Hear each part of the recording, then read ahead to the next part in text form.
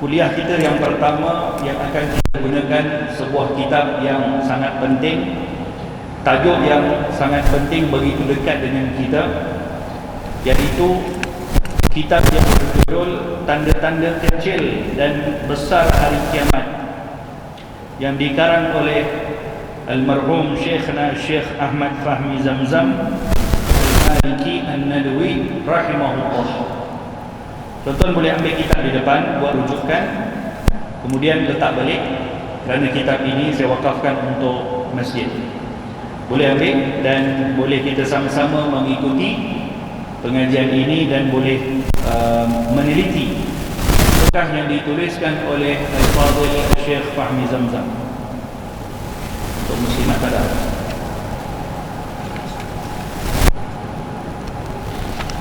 Baik, hadirin hadirat yang dirahmati oleh Allah,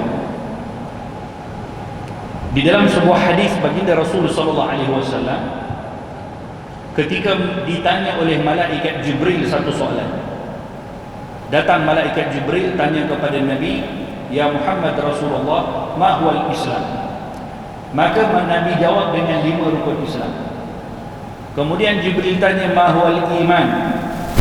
Nabi pun menjawab dengan 6 rukun iman.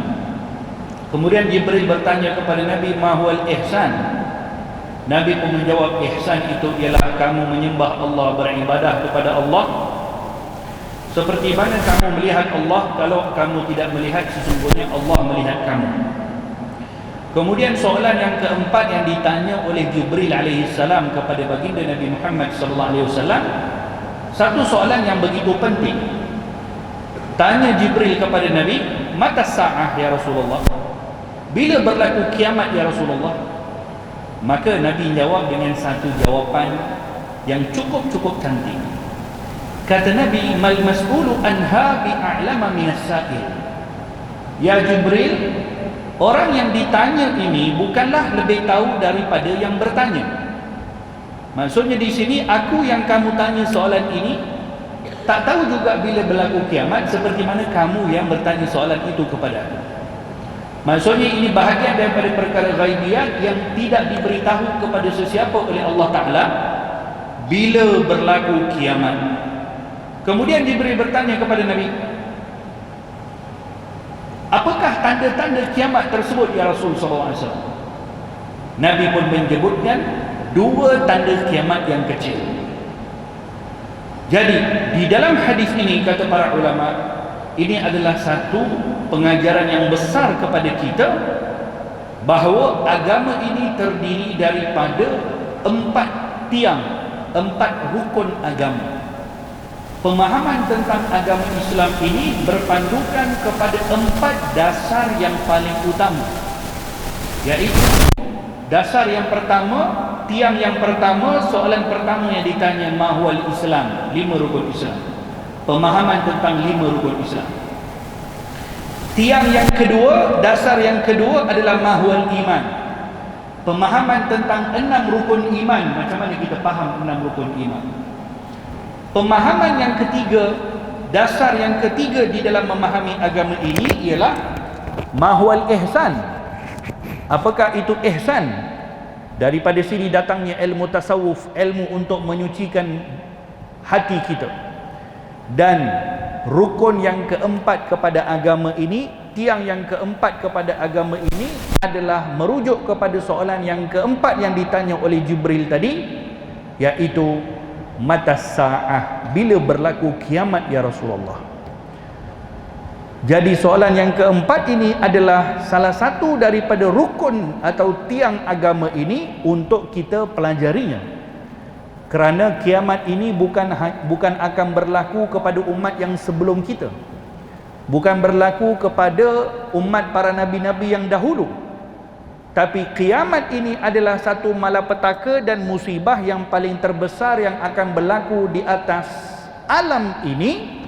Kepada siapa? Kepada umat Nabi Muhammad sallallahu alaihi wasallam. Maka pembelajaran tentang rukun yang keempat, persiapan-persiapan yang perlu kita lakukan, tanda-tanda yang boleh kita lihat bagaimana akan berlakunya hari kiamat ini daripada tanda-tanda yang sudah kita kelihatan semuanya sekarang. Semua ini akan dibahaskan melalui kitab ini, dan kitab ini almarhum Syekh Fahmi Zamzam membahagikan kepada dua bahagian. Bahagian yang pertama, beliau tuliskan tentang tanda-tanda kiamat yang kecil, dan ketika membahaskan tanda-tanda kiamat yang kecil, almarhum Syekh Fahmi Zamzam menuliskannya dalam bentuk hadis-hadis Rasulullah sallallahu alaihi wasallam. Kemudian bahagian yang kedua daripada buku ini membahaskan tentang tanda-tanda kiamat yang besar. InsyaAllah kita akan bahaskan satu persatu, mudah-mudahan akan menjadi satu manfaat yang besar kepada kita. Boleh kita lihat bahagian yang pertama, tanda-tanda kiamat yang kecil. Kita baca sikit mukaddimah kitab, kerana adab di dalam membaca kitab mesti baca mukaddimah supaya kita dapat membuka kitab ini dan kita akan memahami terlebih dahulu apa yang akan dibahaskan oleh pengarang kitab dan apakah harapan pengarang kitab ketika mengarang kitab tersebut. Jadi dalam mukaddimah ni almarhum Syekh Fahmi Zamzam tuliskan, sudah 1400 tahun lebih kita ditinggalkan oleh junjungan besar Nabi Muhammad sallallahu alaihi wasallam. Dan alhamdulillah sampai ke hari ini kita masih dapat merasakan nikmat iman dan Islam yang merupakan buah daripada perjuangan dan kegigihan yang berterusan oleh para ulama yang diwariskan oleh Rasulullah sallallahu alaihi wasallam.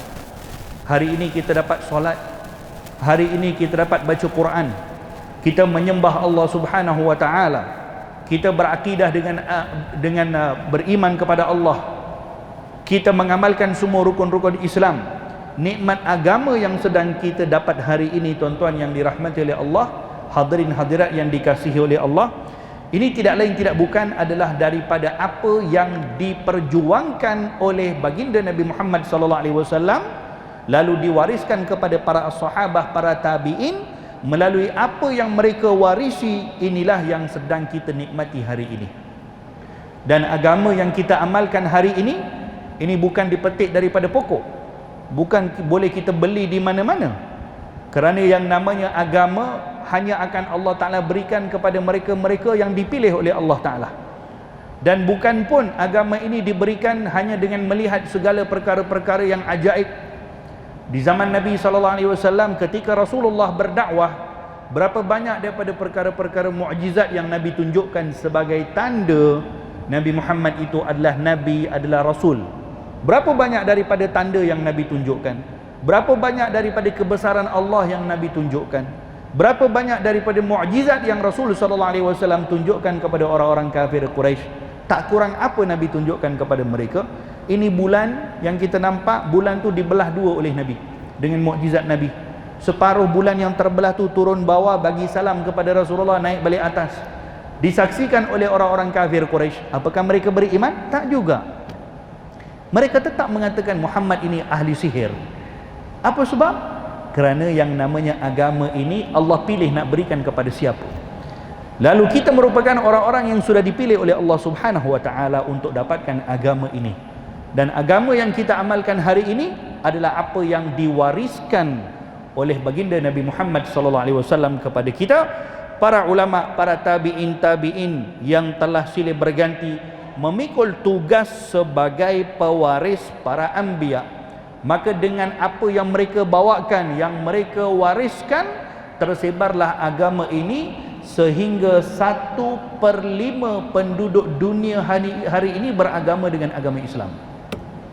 1/5 penduduk dunia ini beragama dengan agama Islam, dengan apa yang diperjuangkan oleh baginda Nabi Muhammad sallallahu alaihi wasallam. Kemudian pengarang kitab sebutkan di bawah tu, sejak akhir-akhir ini umat Islam sering ditimpa malapetaka dan berhadapan dengan pelbagai ujian, namun dengan limpah kurnia dan kasih sayang Allah, mereka masih wujud dan masih lagi mempunyai nilai-nilai agama dalam kehidupan. Walaupun kita mengakui secara hakikatnya masih wujud kekurangan di sana dan di sini. Banyak perkara-perkara yang berlawanan dengan agama kita yang sedang kita nampak di depan mata kita hari ini. Tapi ianya bukan berlaku kepada semua orang. Masih lagi ada orang beriman kepada Allah, masih ramai lagi orang-orang saleh, masih ramai lagi para aulia Allah, masih ramai lagi para ulama-ulama yang Allah Ta'ala letakkan di atas muka bumi ini. Jadi ini menunjukkan bahawa jalan yang ingin Allah bukakan, jalan kebaikan kepada orang-orang Islam ini masih lagi terbuka. Tapi sampai satu hari nanti, tuan-tuan dirahmati oleh Allah, semua jalan-jalan kebaikan ini Allah akan tutup. Sampai satu hari nanti tidak ada lagi orang yang akan membaca Al-Quran di atas dunia ini. Tidak ada lagi orang yang akan menyampaikan kebaikan. Tidak ada lagi orang yang akan berpesan-pesan dengan kebaikan. Tidak akan ada lagi orang yang boleh membaca walaupun suratul Fatihah. Tidak ada lagi orang yang boleh mengingatkan kita tentang hari akhirat. Akan sampai satu masa nanti. Dan pada ketika itu manusia akan berada di dalam kebingungan yang begitu dahsyat. Begitu luar biasa kebingungan yang akan berlaku kepada manusia pada hari tersebut. Dan hari tersebut akan pasti berlaku kerana sudah pun disebutkan oleh baginda Rasulullah di dalam hadis. Tapi kita hari ini alhamdulillah, betapa banyak peluang-peluang yang Allah Ta'ala bukakan kepada kita untuk berbuat baik. Boleh dikatakan zaman kita hari ini tidak ada lagi boleh diterima alasan kalau orang tak tahu tentang agama. Tak boleh diterima alasan.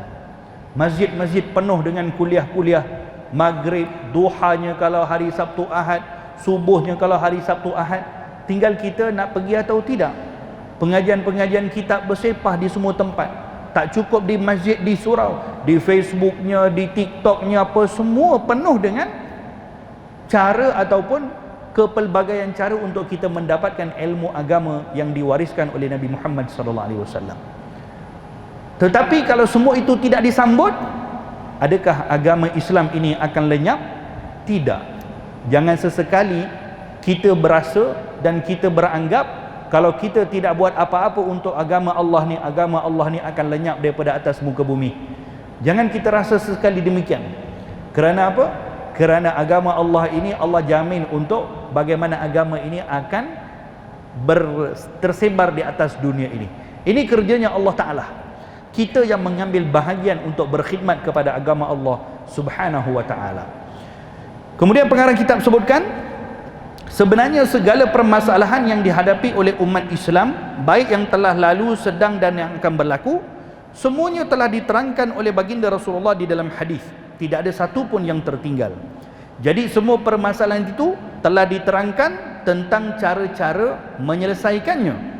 Maka dalam hal ini termasuklah permasalahan-permasalahan yang sedang dihadapi oleh umat Islam akhir-akhir ini, semuanya telah pun diterangkan oleh baginda Rasulullah SAW di dalam hadis, supaya kita dapat berwaspada dan menjaga diri, supaya mereka tetap berada dalam ajaran Islam yang murni dan terhindar daripada segala kerosakan serta bahaya. Apapun kerosakan yang kita nampak di atas muka bumi hari ini, yang umat ini sedang berhadapan, semuanya baginda Rasulullah SAW sudah sebutkan isyaratnya di dalam hadis. Nabi dah bagi tahu satu persatu. Semuanya Nabi sudah sebutkan akan berlaku di akhir zaman sekian. Umat aku akan berhadapan dengan sekian. Sampaikan, tuan-tuan rahimakumullah, ketika hari keluarnya Dajjal, orang-orang beriman ketika melihat Dajjal mengaku sebagai Tuhan, dia boleh hidupkan orang yang mati, dia boleh turunkan hujan, dia boleh keringkan kemarau di satu tempat, boleh keringkan laut, boleh minta sungai berhenti daripada mengalir, boleh jadikan orang semua berlapar, tak dapat makan, tak dapat minum. Semua dia boleh buat hari tersebut ketika keluarnya Dajjal nanti. Tetapi orang beriman yang punya iman yang kuat, apa mereka akan cakap bila melihat segala perkara-perkara luar biasa ajaib yang dilakukan oleh Dajjal? Apa yang akan disebutkan oleh orang beriman? Mereka akan kata, dengan melihat kepada Dajjal, kata mereka, sadaqa Rasulullah, betul apa yang Rasulullah sebutkan dahulu kepada kami, engkaulah Dajjal laknatullah. Yakni sampai ke menyelamatkan, bekalan untuk menyelamatkan diri umat akhir zaman ini, semuanya sudah disebutkan oleh baginda Rasul SAW. Nabi kita telah memberikan petunjuk kepada kita di dalam hadis.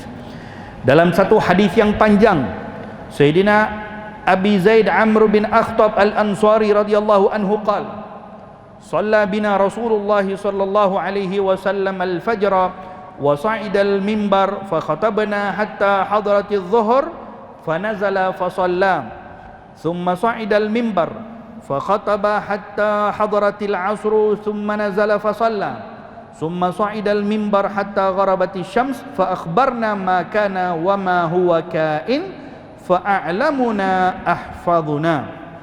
Daripada Abu Zaid, yaitu Amr bin Akhtab Al-Ansari radhiyallahu anhu, beliau berkata, Rasulullah sallallahu alaihi wasallam solat subuh berjemaah dengan kami. Kemudian baginda terus naik ke atas mimbar dan berkhutbah sehingga sampai masuk waktu solat zuhur. Kemudian baginda turun dari mimbar dan solat zuhur bersama kami. Setelah selesai solat zuhur, baginda terus naik lagi ke atas mimbar dan menyambung khutbahnya sampai masuk waktu solat asar. Maka baginda turun dari mimbar dan solat asar bersama kami.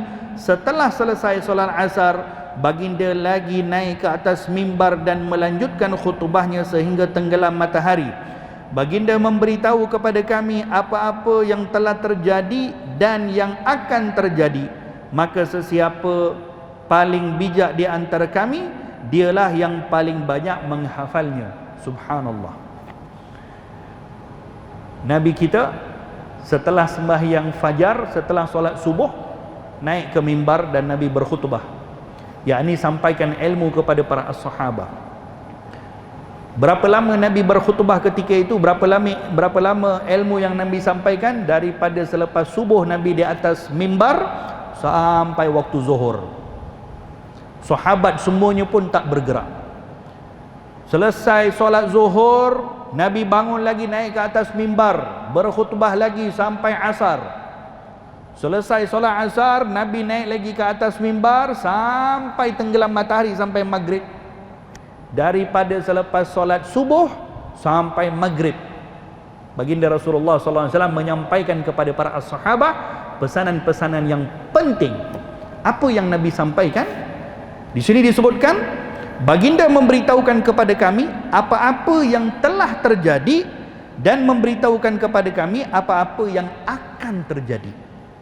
Yakni semua pesanan-pesanan tentang umat-umat akhir zaman ini, apa yang akan berlaku kepada mereka, bahaya-bahaya yang sedang menanti di pintu rumah setiap umat akhir zaman ini, Nabi sampaikan satu persatu. Daripada pagi sampailah ke maghrib, baginda Rasulullah SAW sampaikan. Dan kata para sahabat, di sini disebutkan, perawi ini sebutkan, yang paling bijak daripada kalangan kami, yang paling banyak menghafal apa yang Nabi SAW sebutkan tadi. Pesanan-pesanan inilah yang akan kita baca selepas ini satu persatu, apa yang Rasulullah pesankan kepada umat akhir zaman. Dalam khutbah baginda yang panjang ini telah diterangkan hal-hal berkaitan dengan makhluk daripada permulaan penciptaan hingga ke akhir zaman. Perkara-perkara berkaitan dengan alam barzakh dan hari kiamat. Berkata Huzaifah Al-Yamani radhiyallahu anhu, terkadang aku terlihat sesuatu yang telah aku lupakan, maka kembali ingatanku kepada khutbah Nabi SAW, maka aku akan mengingatinya. Jadi di dalam buku ini, kata pengarang kitab, disebutkan beberapa buah hadis tentang peristiwa akhir zaman dan gambaran yang jelas terhadap permasalahan yang sedang dihadapi oleh umat Islam di akhir zaman. Pengarang kitab juga memberikan panduan kepada kita. Panduan ketika kita membaca kitab ini, dan panduan kepada kita, adab kita ketika kita mendengarkan tentang musibah-musibah, permasalahan-permasalahan, fitnah-fitnah yang sedang berlaku kepada umat akhir zaman ini. Macam mana kita nak melihat perkara tersebut? Adabnya kita ketika mendengar dan melihat perkara-perkara ini, apa dia? Kata pengarang kitab, sebelum kita mengakhiri mukaddimah ini, sebaiknya kita mengambil satu peringatan daripada sebuah hadis Nabi. An Abi Hurairah radhiyallahu anhu anna Rasulullah sallallahu alaihi wasallam qala, idza qala ar-rajulu halakan nas fahuwa ahlakuhum. Daripada Abu Hurairah radhiyallahu anhu bahwasanya baginda bersabda, jika ada seorang berkata orang ramai masyarakat sekarang ini sudah rosak, maka orang yang berkata itu sendiri yang paling rosak di antara mereka. Kalau ada orang yang mengatakan umat Islam hari ini sudah rosak, mungkin boleh jadi orang yang berkata itulah yang paling rosak daripada kalangan umat yang rosak. Apa maksudnya perkataan tersebut? Di sini disebutkan, Imam Nawawi sebutkan ketika mensyarahkan hadis ini, larangan berkata bahawa orang ramai telah rosak adalah untuk orang yang mengatakan sedemikian itu dengan tujuan rasa bangga dengan diri sendiri sebab dirinya tidak rosak, dan dengan tujuan merendahkan orang lain dan merasa dirinya mulia daripada mereka, maka yang demikian itu adalah haram hukumnya. Banyak hadis-hadis yang kita akan lihat selepas ini, mungkin hampir kebanyakan hadis-hadis yang kita akan baca lepas ni mungkin kena kepada batang hidung kita sendiri. Mungkin kita akan nampak dan kita akan perasan, oh ini macam berlaku dekat rumah tu, oh ini macam berlaku dekat orang tu, oh ini macam berlaku dalam family tu, oh ini macam berlaku kepada fulan bin fulan. Sebab itu Syekh Fahmi Zamzam tuliskan kepada kita, berhati-hati kita ketika kita membaca hadis-hadis seperti ini. Kita kena bersihkan hati kita, iaitu jangan sampai bila kita membaca dan melihat perkara-perkara yang akan kita bacakan di sini, jangan sampai hati kita terbisik bahawa diri kita ni rasa berbangga sebab kita ini masih orang baik. Diri kita rasa macam bongkak, rasa sombong, lalu memandang orang lain yang ditujukan berlakunya fitnah itu kepada mereka, lalu dipandang orang lain dengan pandangan yang merendahkan. Itu hukumnya haram. Tak boleh kita melihat orang lain dengan pandangan seperti itu. Tapi apa yang patut rasa kita ketika melihat sesuatu perkara-perkara musibah yang sedang berlaku, perkara-perkara fitnah yang sedang berlaku, walau bagaimanapun kata pengarang kitab, sekiranya orang yang berkata seperti itu kerana melihat kurangnya perhatian masyarakat terhadap agama, serta didorong oleh perasaan sedih melihat nasib yang dialami oleh mereka, lalu timbul perasaan cemburu terhadap agama, maka perkataan itu tidak ada salah. Kalau kita mengatakan Allah rosaknya orang zaman sekarang, contohlah, Allah rosaknya orang dekat sana dekat sini, tapi yang disebutkan tu dengan niat apa disebut? Dia sebutkan tadi dengan niat merasa sedih dengan apa yang berlaku, dengan niat mudah-mudahan Allah bukakan kepada mereka jalan pintu taubat, dengan niat mudah-mudahan Allah ampunkan mereka, dengan niat mudah-mudahan satu hari mereka akan berubah. Kalau itu niat dia ketika sebut, tak apa. Tapi kalau dia sebut rosaknya fulan, rosaknya orang di sana, rosaknya orang di sini, dalam hati dia, aku ni masih baik lagi, aku ni orang baik, nasiblah benda tu tak berlaku kepada keluarga aku, kami ni masih orang baik, lalu dia datang kepada dia sikap sombong, maka ini yang dilarang oleh baginda Rasulullah di dalam hadis ini. Jangan ada daripada kalangan kita yang bersikap demikian. Maka hendaklah, muka surat terakhir mukaddimah ni, maka hendaklah hadis ini menjadi satu peringatan kepada kita apabila menghuraikan hadis-hadis akhir zaman seperti apa yang dituliskan dalam buku ini, yang banyak mengutarakan tentang kemunduran umat Islam dan kemerosotan moral mereka. Oleh sebab itu, apabila kita cuba mengaitkan hadis tersebut dengan keadaan umat hari ini, janganlah kita merasa bangga dan ujub dengan kebaikan diri kita sendiri, bahkan hendaklah kita menegur diri kita. Kita kena merasa insaf. Mungkin apa yang akan disebutkan tentang fitnah-fitnah yang sedang berlaku, kerosakan-kerosakan yang sedang ditimpa kepada umat akhir zaman, mungkin hari ini tak ada, ianya belum lagi masuk ke pintu rumah kita, tapi kita tidak punya jaminan satu hari generasi selepas kita pula yang akan terjerumus di dalam fitnah tersebut. Kerana iman tidak boleh diwarisi, iman tidak akan diwarisi. Belum tentu lagi kalau ibu ayahnya orang baik, anaknya pun akan jadi orang baik, belum tentu. Sejarah para anbiya mengajar kita, anaknya Nabi Nuh alaihi salam, Nabi Nuh berdakwah 950 tahun. Itu dakwah Nabi Nuh, bukan umur dia. Umur Nabi Nuh 1000 tahun lebih. 950 tahun berdakwah, 80 orang je yang beriman dengan Nabi Nuh. Anaknya pun kufur, tidak beriman, mati tenggelam dalam banjir. Ini anak seorang Rasul. Tapi adakah itu menunjukkan kepada kekurangan Nabi Nuh? Tidak sama sekali, kerana itu takdir Allah Ta'ala. Jadi Belum tentu lagi kita yang berada pada jalan yang baik hari ini, satu hari nanti, atau wal'iyadzubillah, mudah-mudahan Allah jauhkan generasi selepas kita daripada keturunan-keturunan kita pula yang terjerumus ke jalan yang tidak baik. Kerana zaman kita adalah kita berada di zaman seperti itu. Hadirin hadirat yang dirahmati oleh Allah, beberapa bulan yang lepas saya ingin kongsikan satu cerita. Beberapa bulan lepas saya pergi ke Singapura dalam satu program dakwah di sana. Lalu saya berjumpa dengan satu orang, saya punya kawan, dia imam di satu masjid. Dia ceritakan kepada saya satu kisah yang saya betul-betul merasa begitu terkejut dengan apa yang dia sebutkan, seolah-olah saya tidak percaya inikah situasi ataupun keadaan yang sedang ditimpa kepada umat hari ini. Dia cerita kepada saya, Ustaz, saya nak kongsikan kepada Ustaz satu cerita. Katanya baru-baru ni salah seorang jemaah masjid kami ni disebut yang 5 waktu datang solat ke masjid, seorang Pak Haji lah, 5 waktu datang solat ke masjid, dan beliau ini terkenal dengan orang yang baik. Kalau tanya siapa-siapa pun orang tahu ini orang Masya Allah, orang soleh, orang baik. Satu hari Pak Haji ni meninggal dunia katanya.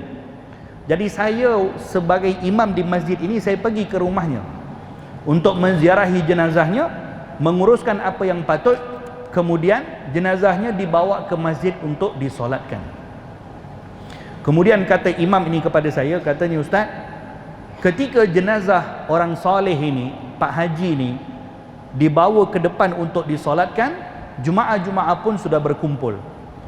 Lalu saya bertanya, kalau ada ahli keluarga atau waris kepada Pak Haji ini yang mungkin dia teringin untuk solatkan. Jadi tak ada orang pun yang maju ke depan. Ya mungkinlah sebab sudah ada imam. Tapi sahabat saya ni, dia yang imam tu, dia kata, saya pun bertanya, ada tak anak-anak lelaki dia yang datang? Jadi ada beberapa jemaah yang tunjukkan dekat anak lelakinya ada di belakang sana. Anak lelakinya sudah dewasa, umur 30-an, ada di belakang sana. Lalu saya pun tengok belakang, kata imam tu, ada satu budak yang sedang duduk di kerusi di pintu masuk masjid. Di depan ni jenazah bapak dia ni, anak dia yang berumur 30 tahun tadi tu, duduk di pintu masjid di luar tu. Jadi kata imam ni kepada saya pun pergi dekat anak tu. Saya kata, kamu nak tak solatkan jenazah ayah kamu? Maka anak tu bagi tahu, it's okay Ustaz, you continue. Kemudian imam ni tanya lagi, kamu tak nak ikut sekali ke untuk solatkan jenazah ayah kamu? Lepas tu Ustaz tu tanya kat saya, agak-agak Ustaz, apa yang dijawab oleh anak tu? Tak tahu, saya pun kata Allahualam, mungkin dia pun tak pandai solat jenazah ke apa ke. Katanya, Ustaz, anak dia bagi tahu kepada saya, sorry imam, I'm not a Muslim. Ini anak siapa ni tuan-tuan? Anak satu orang Pak Haji yang 5 waktu datang solat di masjid. Seorang lelaki soleh yang terkenal orang baik. Semua orang kalau sebut nama dia, semua orang cakap dia orang baik. Anaknya murtad daripada Islam. Ketika jenazah bapaknya dibawa ke masjid untuk disolat, anaknya duduk di luar, bagi tahu kepada imam, sorry Ustaz, I'm not a Muslim. Ini kita punya zaman sekarang. Zaman kita sekarang bukan zaman orang buat salah itu, buat salah ini, tak. Zaman kita sekarang zaman orang yang iman ini macam senipis kulit bawang. Kalau tiup saja sudah koyak. Jangan, bukankan koyak saja, tiup saja sudah hilang kita punya harga iman. Hilang berterbangan agama begitu saja. Ini kita berhadapan dengan zaman seperti itu. Sebab itu fitnah-fitnah akhir zaman ini, pembelajaran tentang fitnah akhir zaman ini, para ulama mengarang satu bidang ilmu khas dinamakan fiqh at-tahawulat. Satu bidang khas diwujudkan oleh almarhum Al-Habib Habib Abu Bakar Al-Masyhur Al-Adni. Beliau wujudkan satu gagasan ilmu namanya fiqh tahawulat, yang membincangkan tentang ilmu-ilmu tentang akhir zaman. Dan ilmu ini bukan kita bila dengar akhir zaman ini ilmu yang patut diambil perhatian oleh generasi-generasi akan datang, tak. Generasi kita ni. Kerana hampir sudah tidak ada lagi dah tanda-tanda kiamat yang kecil yang berbaki. Sudah tidak ada lagi dah. Ada dalam sebuah kitab dikarang ada lebih kurang 80 ataupun 90 lebih tanda-tanda kiamat di kiamat kecil yang dituliskan. Lalu di akhir kitab tu seorang ulama daripada Syam dituliskan lebih kurang 90 lebih tanda-tanda kiamat yang kecil. Lalu di akhir kitab tu beliau sebutkan apa? Katanya sudah tidak ada lagi satu pun daripada tanda-tanda kiamat ini yang kita perlu tunggu. Tak ada, semua sudah berlaku dah. Maksudnya apa tuan-tuan? Kita sudah tidak punya masa yang lama sebetulnya. Dan kita inilah umat yang berhadapan dengan fitnah-fitnah yang begitu dahsyat. Satu hari kita ke depan, satu hari kita akan berdekat, lebih hampir kepada zaman kehancuran, lebih hampir kepada zaman Dajjal. Satu hari kita ke depan, kita makin jauh daripada zaman orang-orang saleh. Jadi ilmu yang patut kita bekalkan kepada generasi kita bukan ilmu yang sikit sepatutnya, tak. Kita bukan boleh mendidik generasi-generasi sekarang macam orang-orang tua zaman dulu yang pegang rotan, kalau tak pergi masjid dirotan ke dipukul ke, tak. Zaman sekarang orang rosak bukan hanya dia keluar daripada rumah, duduk dalam bilik, duduk dalam selimut pun dia boleh jadi orang yang paling membawa musibah besar kepada ahli keluarganya. Ini kita punya zaman tuan-tuan rahimakumullah. Kalau kita terlepas, maka kita akan sengsara. Kalau kita masih berada dalam keadaan yang leka, masih duduk seronok lagi, masih duduk dalam keadaan yang merasakan dunia ini kita nak hidup 1000 tahun, masih lagi merasakan kita ini tak merasa puas lagi dengan apa yang ada di atas muka bumi ini, maka nantikanlah satu demi satu kehancuran yang akan ditimpakan kepada seorang demi seorang daripada kalangan kita. Ilmu-ilmu yang inilah baginda Rasulullah pesankan kepada kita yang akan kita baca. Kita ambil baca satu hadis sebelum Isya, muka surat 1. Taqwa dan perpaduan asas keselamatan pada akhir zaman.